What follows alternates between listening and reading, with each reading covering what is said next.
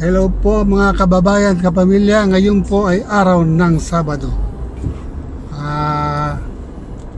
Ang gagawin po natin ngayon ay magpipishing po tayo. Manghuli po tayo ng tilapia sa dam. Samahan niyo po ako sa fishing adventure na to. Continue on State Route 61 for 2 kilometers.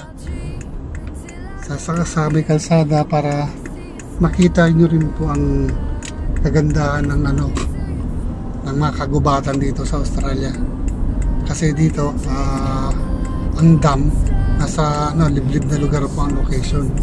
So ihaharap ko po yung camera sa sa kalsada para makita nyo naman po ako anong itsura ng mga probinsya ng Australia. Sige po, hold po muna natin. Pasensya na po sa sa ingay ng navigator kasi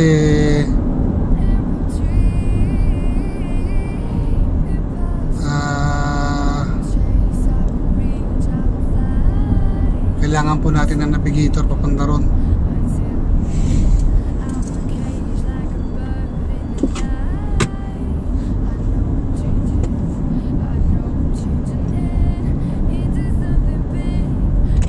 Roundabout onto Red Bank Plains Road. Continue on State Route 61 for 1 kilometer.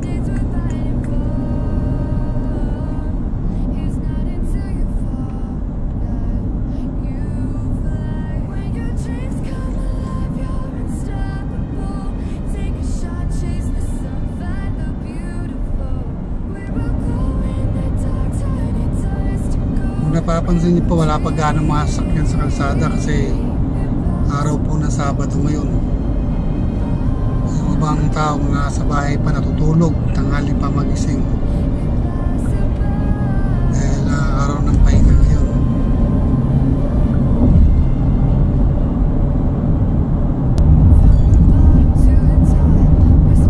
Medyo maganda po magbiyahe ngayon kasi pasikat ang araw.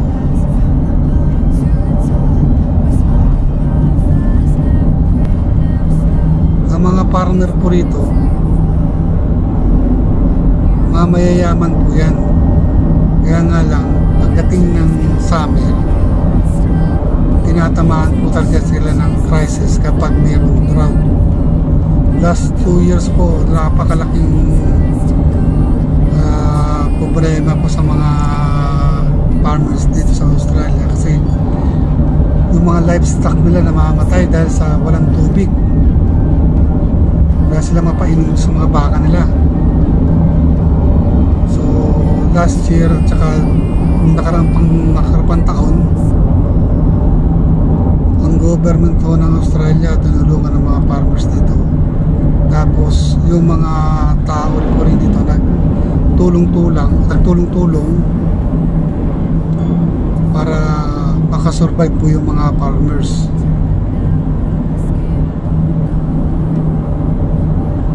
Kasi mga mamayan po rito, may concern sila sa sa mga farmers kasi alam nila na yung kinakain nila, na inahain nila sa pagkainan nila, nanggagaling po sa mga farmers. Kaya ganun po kahalaga ang mga farmers kanila. Kaya kapag may ganitong ang crisis na tumatama sa mga farmers, tinutulungan po nila, nagkakaisa po sila.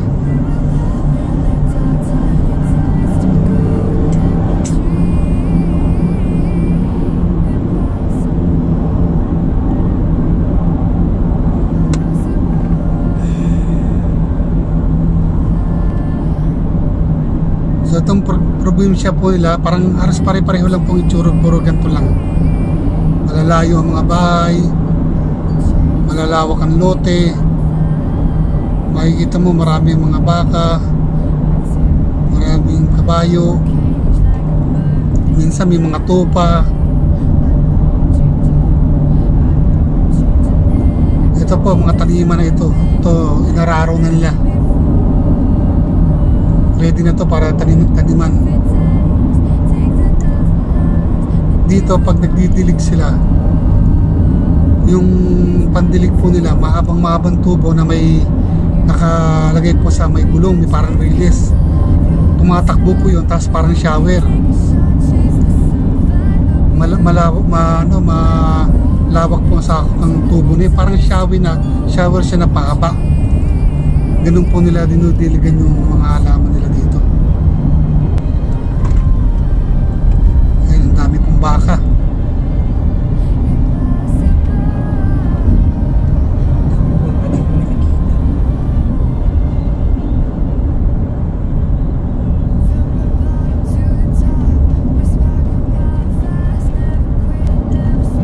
Nalawak po ng mga pataniman nila. Ay, yung iba may mga nakatanim pang mga gulay. 60 na lang, 60. Kailangan po sumunod tayo sa batas dito kasi dito yung mga pulis nakatambay sa gilid ng kalsada, nangangamera po sila. Nagdalahawak po silang speed camera. Pag nakita po nilang overspeed ka, ipo-pull over ka na lang nila.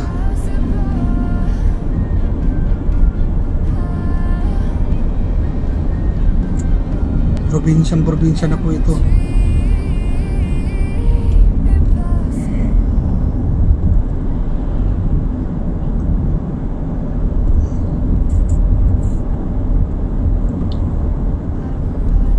Ito na yung pinakabayan nila. Ito na yung mga bilihan, gasoline station, mga food shop, mga grocery store nila. Ito na, napakaliit lang po.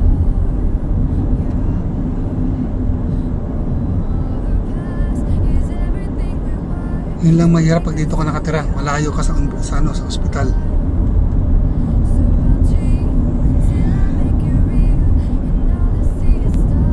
Walang shopping mall.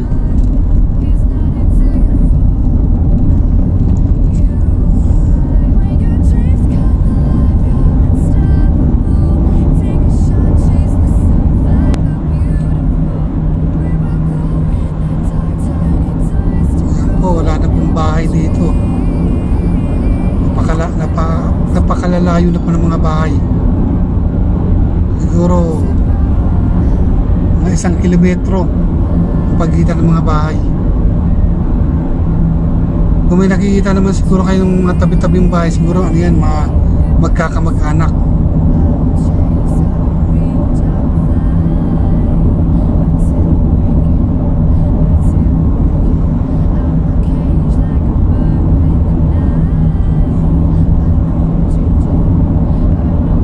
Lawak ng pataniman, ang lawak ng mga ano din, ng mga taniman ng gulay.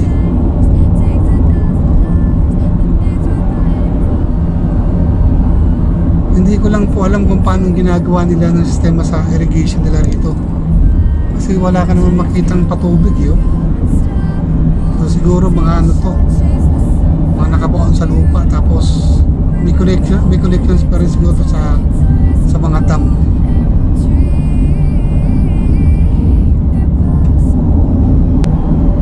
Kung nanonood kayo dati ng mga TV series ng Smallville, ito yun po yung TV series tungkol kay Superman.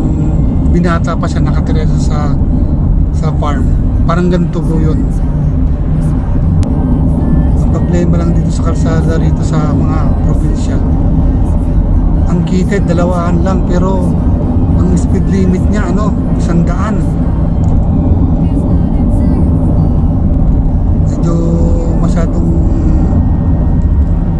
Medyo nakakatakot kasi 2 kang kalsada nga lang po ito, pero napakabilis po ng takbo.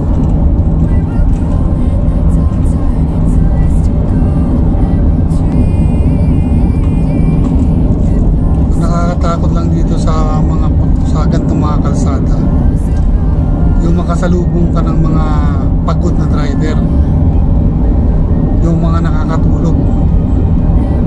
Maraming pong case na ganyan dito, yung mga nakakatulog na driver. Talaga pag nagbanggaan, head to head po yung sakyan, talagang patay. Kaya nga dito pag nagdadrive ka, kailangan defensive driver ka, alerto ka. Dahil sa sobrang layo po ng biyahe, marami pong mga driver nakakatulog. Pero dito naman may mga resting area. Doon kapag inaanto ka, pwede kang hinto doon, magpahinga, kumain, umihi, at saka matulog muna kung inaanto ka.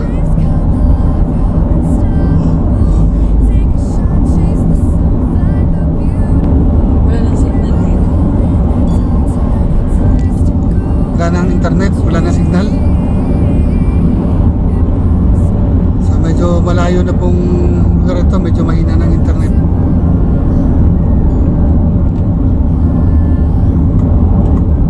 Wala ka na makikita ng ano dito, mga tower ng ano, ng mga provider ng signal ng cellphone.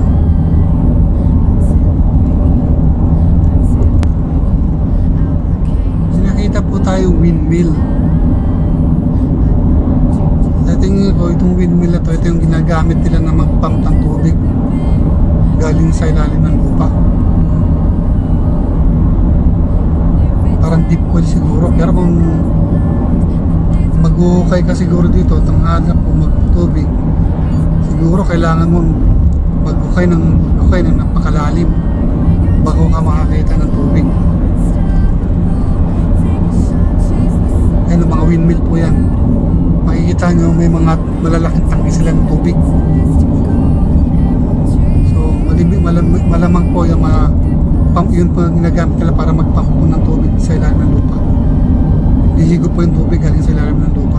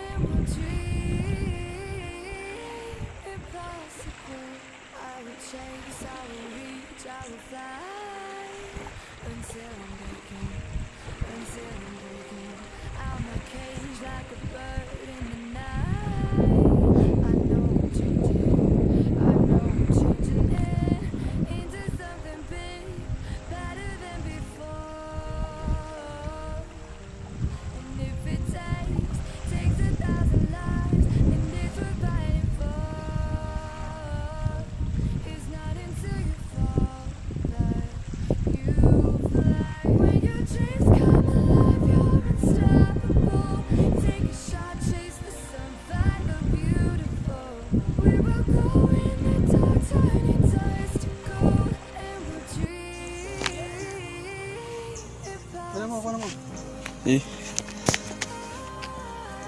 Ano ba to? Dito yan. What's that mean? Hindi, anto, ibang klase dito to. Ano ma, oh?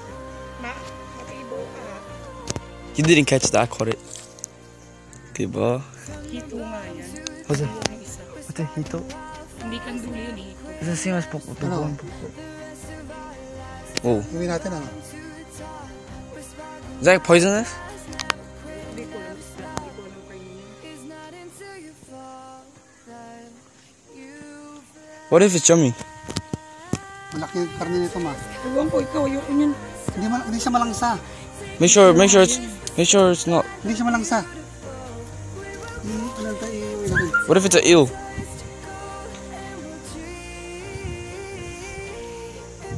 Ano mga yun? Hindi. Ito na.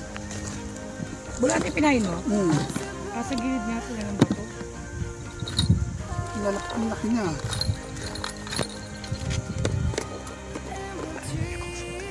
Kinain niya yung dalawa pa dito eh. Bulate at saka isda. Ano? It looks like a catfish.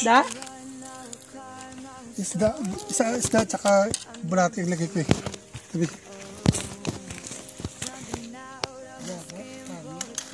That's big. Lagay mo siya sa Hindi plastic. siya malangsa. Ayoko niya lutuin. Is my plan over there? Gasan natin yung lupa. What if they go? What if it lets go? Tay, it's gonna splash. Ano yan? See, it's gonna Hindi mo splash. matatanggal dumi niya. May dagta sa katawan yan. Ano yan ang hito? Ulit mo naman eh. What's a hito? Hindi mo ba matatanggal yung dumi niyan? Malagkit ang katawan niyan. Do you know it, Nanay? Ano naman bigyo gat?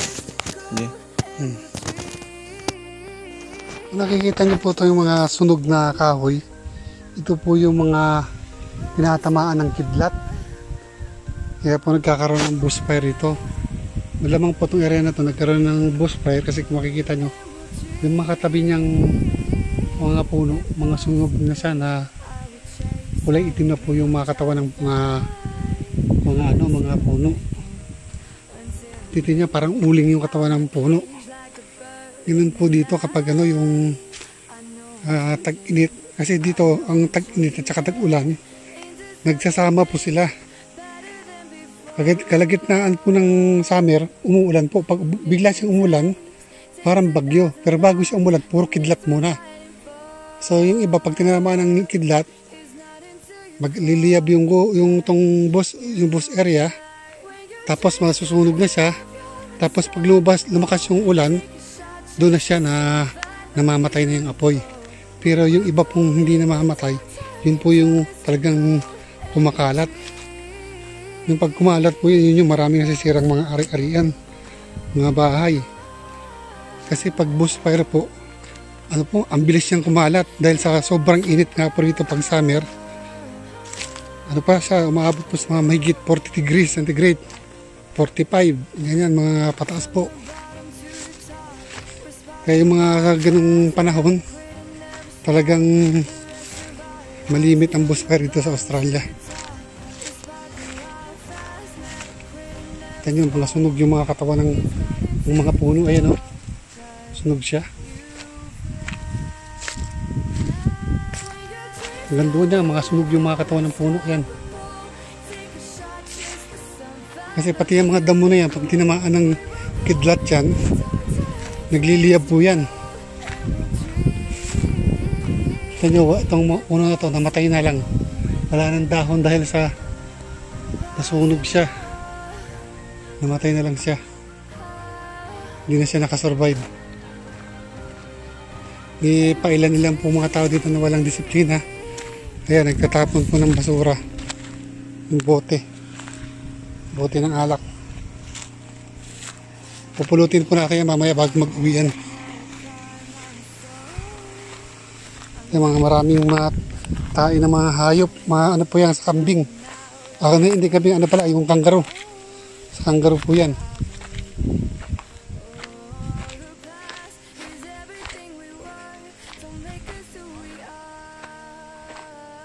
Lapitan po natin yung misis ko tsaka yung anak ko. Tanungin natin kung may nahuli na sila o wala.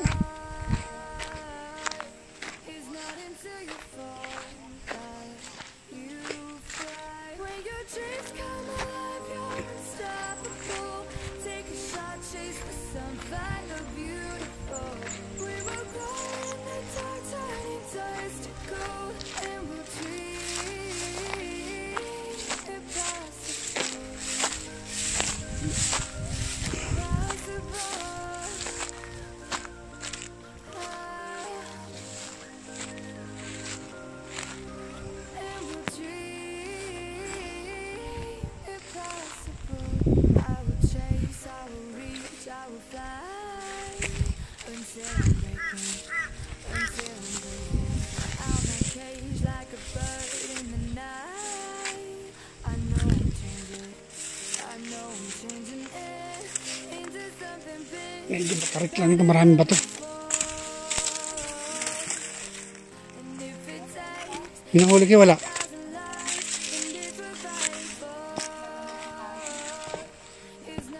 Sinubukan mo magbato doon malapit sa mga bato? Iwanan mo kasi. Huwag mong hawakan, baka sakali pag bibitawan.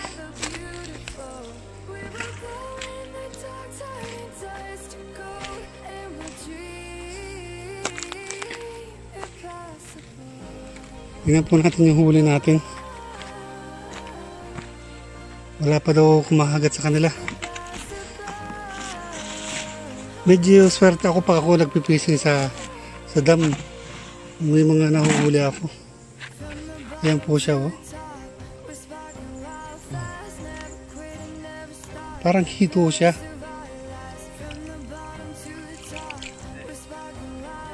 Buhay pa siya, nilagyan ko siya sa tubig.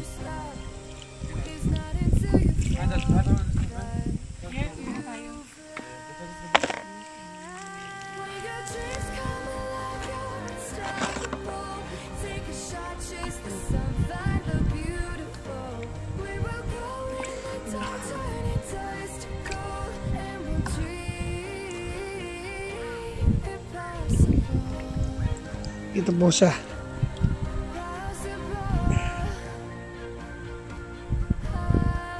Mga 2 palad po ang haba niya. Kung pagtatabi mo yung 2 palad, ganoon siya.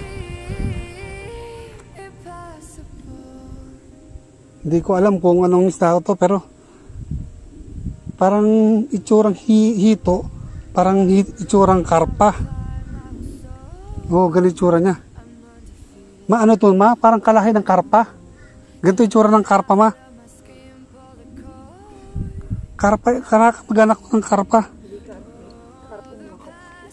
Pero kalahi siya. Kalahi ng kanduli yan. Karpa, tamo. Tamo itsura ng karpa. Tara na.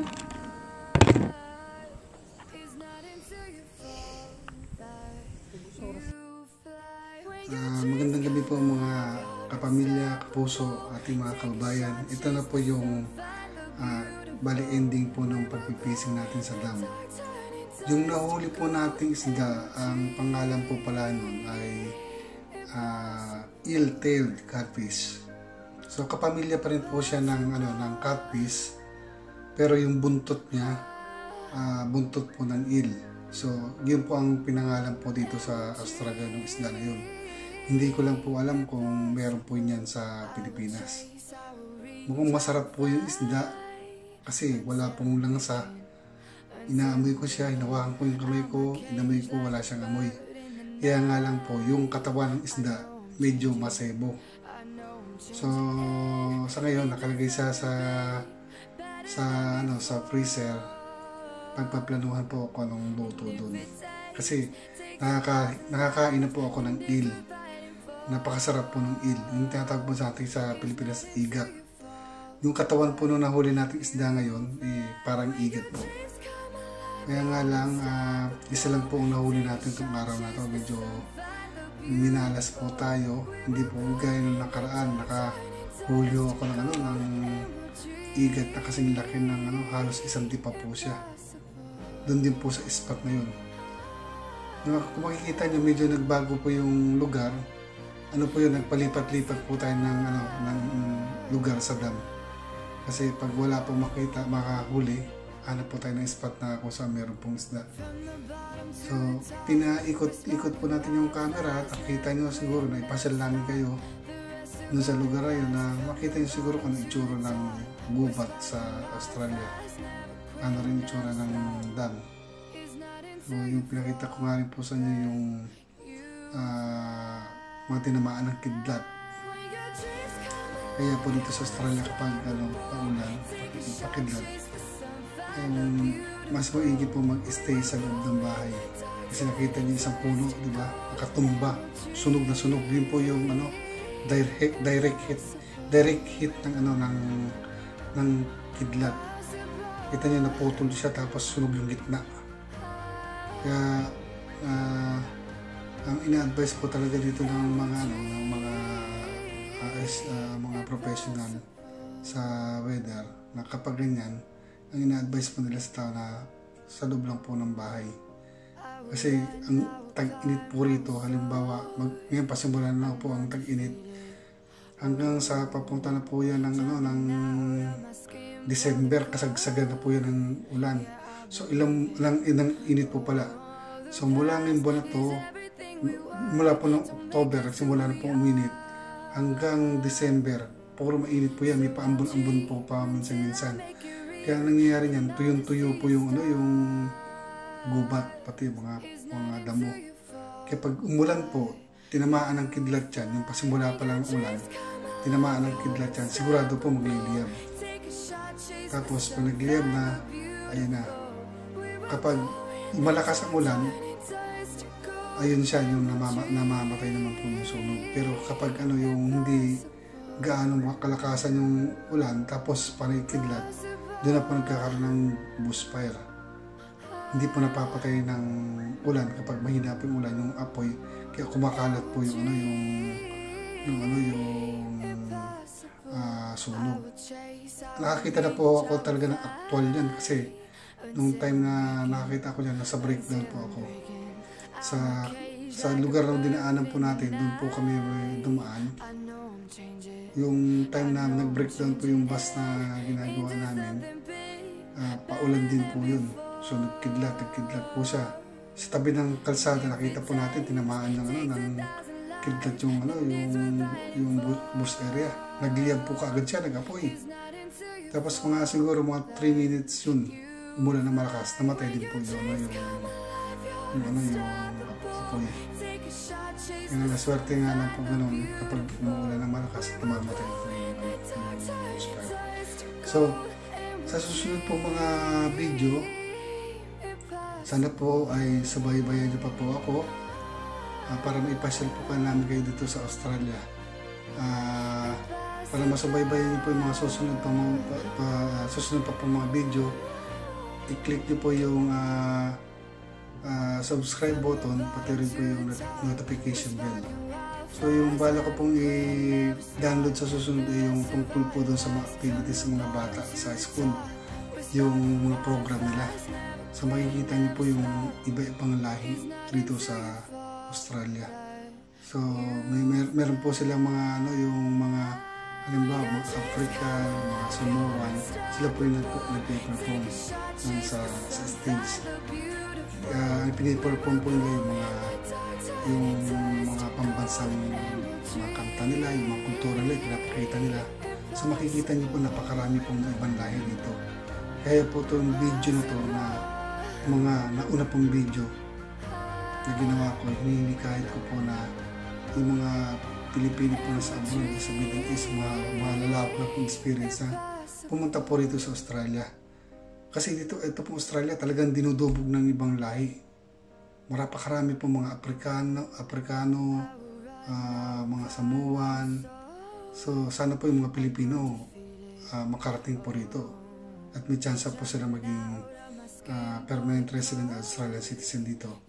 So once na maraming Pilipino po rito sa Australia, so makakatulong din po tayo sa ekonomiya ng Pilipinas kasi yung mga remittance po na pinapadala natin sa Pilipinas na kung saan ang gobyerno nga natin, yan po ang pinakamalaking inaasahan na income po pagdating po sa dollar. Kasi wala naman po talaga tayong malalaking mga produkto na may export. Yung alam ko lang, malaking export product natin sa agrikultura ay yung saging.